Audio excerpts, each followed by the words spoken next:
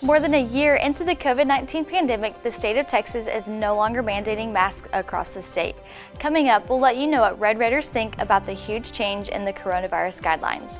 A couple of campus groups are taking advantage of the improving COVID-19 situation by giving students some fun and free in-person options this week.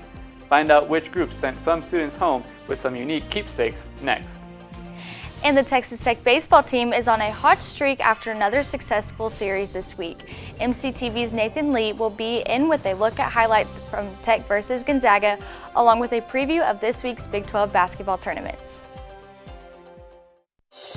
This is the MCTV Weekday Update.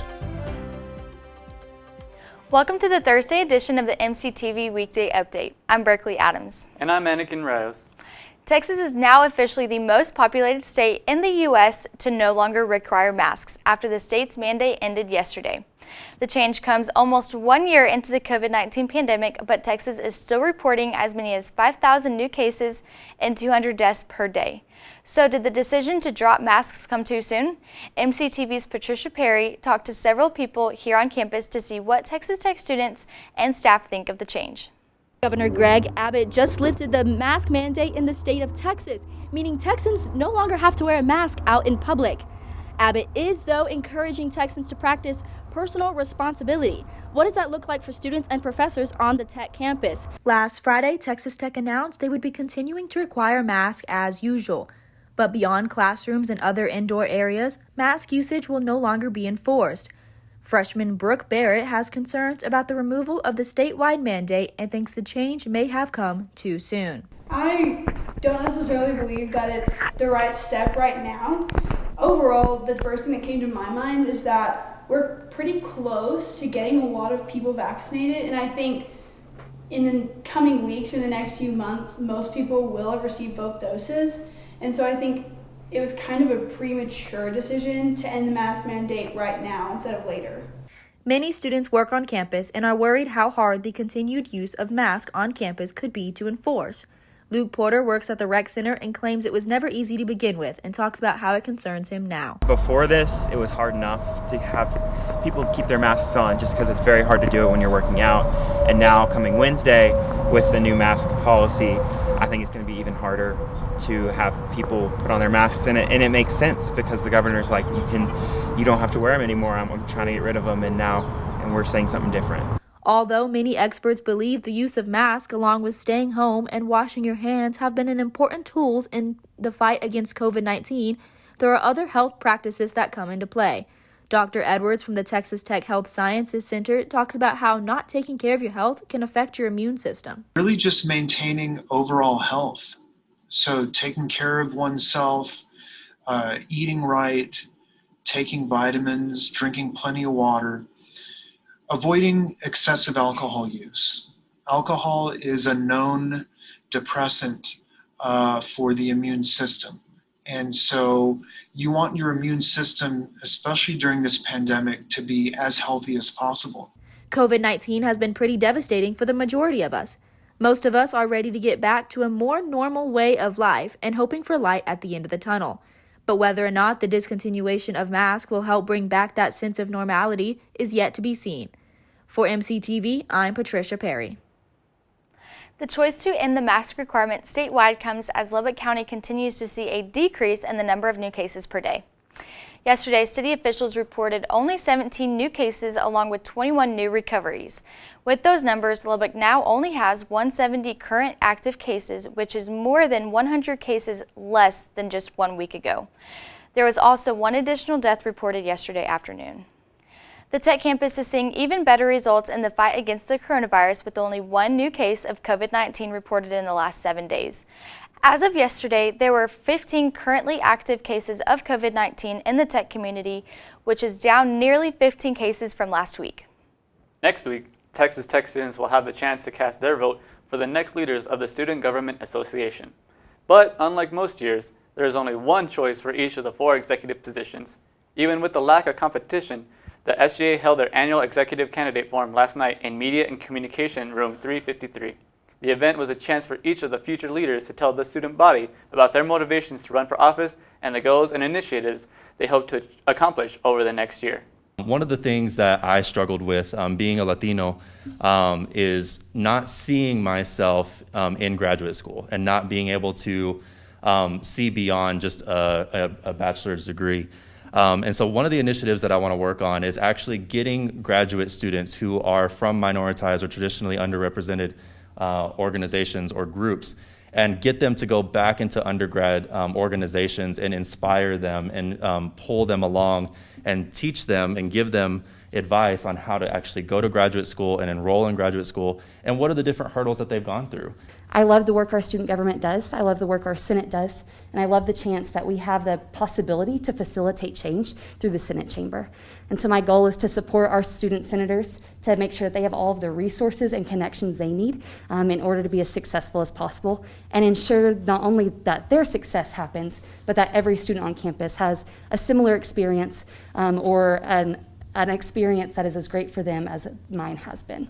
SGA has a good reputation, but also doesn't have the best reputation sometimes when it comes to the transparency. And it's not because we're not doing everything we can, but there's always more that can be done because it is a continuous process. And so we'll hope to start podcasts which students can join or just listen to on a day-to-day basis, because not everybody wants to read the legislation piece.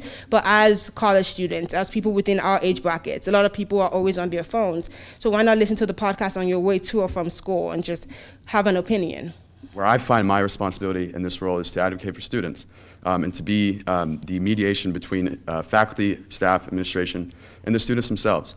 And that's where I found my passion through Student Government Association, whether it be working in the First Year Leadership Association, a student senator, or as external vice president.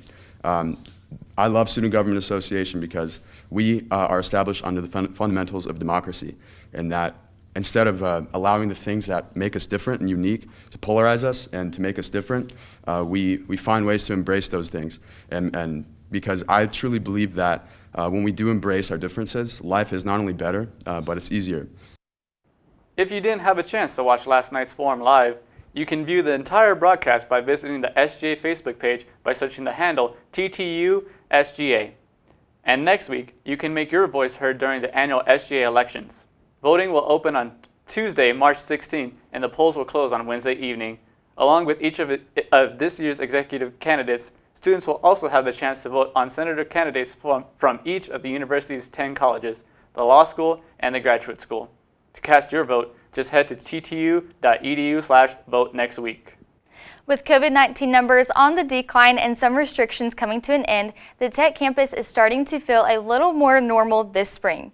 And after a year of mostly virtual events, one campus group went beyond the virtual world to offer students an indoor, in-person opportunity. On Tuesday, the Student Activities Board held the Motivational Mugs event in the sub by the Allen Theater box office. From 11 a.m. to 2 p.m., students could wait in line for their chance to take a picture, pick an inspirational quote from a list of options, and receive a free keepsake to brighten their day. Motivational Mugs marked an important milestone for SAB, who has hosted almost all of their annual events online, even after in-person instruction resumed last fall. This is the first indoor event that we have done since August, and we're really excited that we got to do it this semester, but yes, we are still taking COVID protocols. The Student Activities Board is hoping to offer more fun and free in-person events throughout the remainder of the spring. But in the meantime, SAB is also maintaining a calendar of virtual events for students both on and off campus. To keep up with SAB's weekly schedule and events and activities, just visit sab.ttu.edu. SAB wasn't the only university group taking advantage of the pandemic improvements. One other department decided to step up outdoors to give students the chance to be a little creative while learning about a free service here on campus. On Monday, the Student Success and Retention Initiative held their Planting Success event at Urbanovsky Park. Starting at 2 p.m., students could paint their own pot and take home a plant of their choice. The theme of Monday's event was Planting Success for the spring semester. Along with the plants, attendees were given information about the organization and what they have for students. By doing this, our purpose behind it is to inform them about academic life coaching, which is an accountability partnership where we have trained professional life coaches here on campus that would love to just sit down and help guide students through reflective thinking and get to develop action plans with them. It's a really cool opportunity that students have available that a lot just don't know about, and so we're here to share it with them. Monday's activity was the Student Success and Retention Initiative's first official event this semester. The organization plans on hosting more events this semester. For more information, visit success.ttu.edu. The official start to spring is just over a week away, but here on the South Plains, it's beginning to feel like spring showed up early with a week of sunshine, warmer temperatures, and of course, wind. So could thunderstorms be next on our list of spring-like conditions? MCTV's Madison Hartin joins us in the studio with the latest look at the forecast. Madison?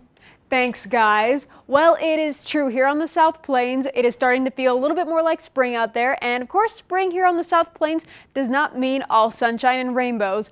Of course, here on the South Plains, we experience a lot of wind and a lot of rain come the spring season, and this week is going to be no exception. But I think we all could use some of the rain right now, considering we have been a little bit dry here since Snowmageddon a few weeks ago. For today, our high temperature climbed up to 77 degrees with partly cloudy conditions and warm conditions out there, with the southwesterly wind coming at 10 to 20 miles per hour. For tonight, we're going to see our temperatures drop back down into the 50s with a low temperature of 55 degrees. Overcast and cool, so the clouds that we're going to be seeing over this weekend are going to start to roll in as we move into tonight, with the wind coming from the southeast at 10 to 20 miles per hour. Now, for Friday night, that's when we're really going to start to see the shakeup in conditions happen here on the South Plains. I would say Friday night after midnight is when we're going to start to experience some of the rain here on the South Plains. Not so much here in Lubbock locally for Friday night, but out there to the east of us is where we're going to be experiencing most of this precipitation. For out there at Childress, we're going to be seeing 30% chance of rain, and for the most part around here, we're going to be experiencing 20% chance of rain with some slight chances of hail for that evening as well. But that just is spring here on the South Plains. We're going to be experiencing some severe weather, and not just the South Plains. A good portion of the country is going to be experiencing some severe weather in the next couple days. We can see that Lubbock, Texas, or Lubbock County is smack dab in the middle of this yellow region here, so we're going to be experiencing some of the worst of it. A little bit there on the west coast too, but here in the middle of the country is when we're really going to be experiencing this rain and this wind. Now, looking at Saturday, that's when we're going to start to see the thunderstorms start to roll in through the area, and this is all coming from our wind coming in from the southeast. We're going to be seeing that wind start to come through the area with a 70% chance of rain out there slightly to the west of us there in Lubbock, with 80% chance rain out there at Muleshoe. So the entire South Plains is going to be a little bit wet come the next few days. But the good news is we are going to be having some cooler temperatures because of this. I know some people were a little bit sad about winter moving out of the area, but because of all this cloud cover, we're going to start to see some cooler temperatures. Low temperature at 45 degrees out of Friona, so we're going to be dipping back into the 40s out there, and our warm temperatures are only going to be climbing up into the 60s. So at least we have that to look forward to if you're a fan of the cold. Personally, I am not, but I am looking forward to getting some of this rain here for the area.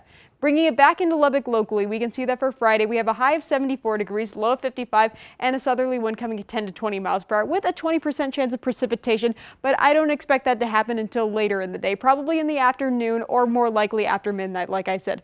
For Saturday, that's when we're really going to start to see our shakeup with a 40% chance of rain, windy conditions with a wind coming from the southwest at 25 to 35 miles per hour with 40-mile-per-hour wind gusts possible, so be safe out there. We all know how the wind can get here in Lubbock, Texas, with a high temperature of 71 degrees and a low of 40. But the good news is after all this rain and all this wind, we do have a metaphorical light at the end of the tunnel in the form of a sunny Sunday. It's still going to be a little bit windy that day, but it's going to be mostly clear skies to reveal that beautiful sunshine with a high of 65 and a low of 40. Again, a little bit gusty that day with a southwesterly wind coming at 25 to 35 miles per hour. But if you're planning on getting out this weekend, Sunday is definitely the day to do it due to the sunny conditions. That's all for MCTV Weather. I'm Madison Hartin. Back to you, Anakin. Thanks, Madison. It's been a relatively quiet few days for the Tech's men's and women's basketball teams after they both finished up their regular season schedules last week. But that's all about to change as the Red Raiders and Lady Raiders gear up for their first postseason competition in almost 2 years. MCTV's Nathan Lee joins us with a look at what's ahead for both teams in sports. Nathan? Thanks, Anakin. 1 year ago to the day, the NBA stopped their season due to a positive test for the coronavirus. The next day, the entire sports world followed, including the Big 12 men's and women's basketball tournaments.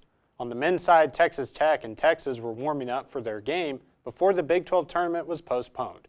So it's fitting that they will get to play each other 364 days later. The number 20 Red Raiders will play the number 13 Longhorns in the Big 12 championship quarterfinals in Kansas City.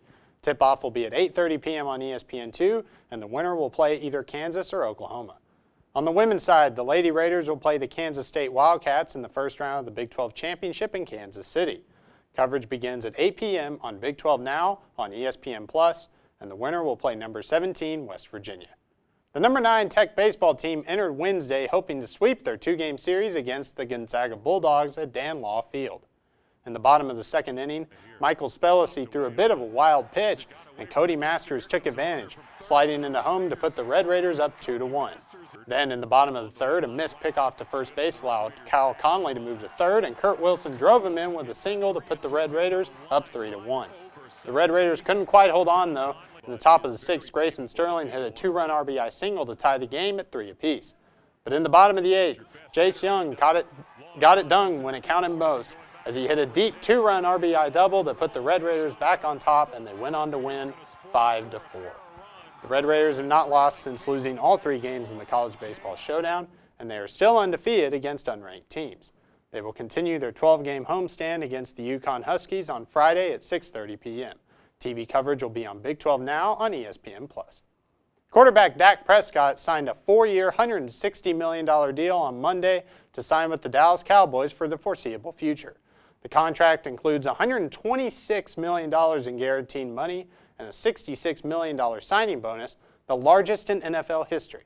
Last season, Prescott led the league in passing yards before a gruesome ankle injury in Week 5 against the New York Giants took him out for the rest of the season. He said he felt insulted by those who said he gambled when he did not sign a long-term contract before last season.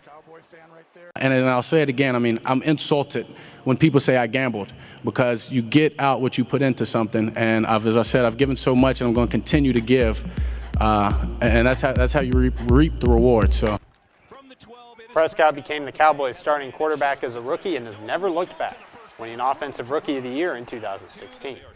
In 2019, his last full season, Prescott threw for 4,902 yards and 30 touchdowns, but the Cowboys finished 8-8 and missed the playoffs. Well, that's all for sports. Back to you, Berkeley. Thanks, Nathan. As Nathan mentioned just a few minutes ago, tomorrow will mark 1 year since COVID-19 began affecting Texas Tech and the world of college athletics, as the 2020 Big 12 basketball tournament was canceled within minutes of the Red Raiders taking the court in Kansas City. But that day affected much more than just TTU athletes. On March 12, 2020, Texas Tech students, faculty, and staff received an official memo from President Lawrence Skuvenek. In that letter, President Skuvenek informed the campus community that spring break was effectively expanded by an extra week and that in-person classes would end on Friday, March 13th. At that time, the university stated that all classes would transition to online until further notice.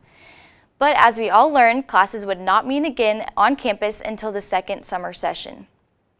At the time of President Skuvenek's memo, Texas Tech and the city of Lubbock had yet to report a single case of COVID-19. But all that would change just 5 days later when the Lubbock officials announced 2 confirmed cases of the coronavirus on March 17th.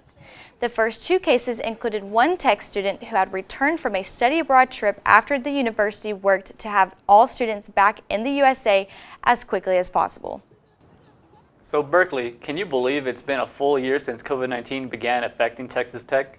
I can't. It's been the slowest year of my life, but we have made it. I definitely feel that. I do miss spring break, though. I do miss spring break. Anyways, that's all for today's edition of the MCTV Weekday Update.